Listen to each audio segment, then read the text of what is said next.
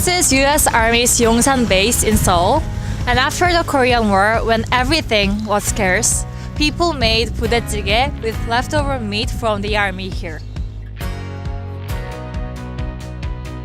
We're back, and we're at an alley next to the Sukdae Ipgu station today, which is also known as the Budae Jjigae Street, having a bunch of restaurants that sell steak with budae jjigae. So here we are. Follow me.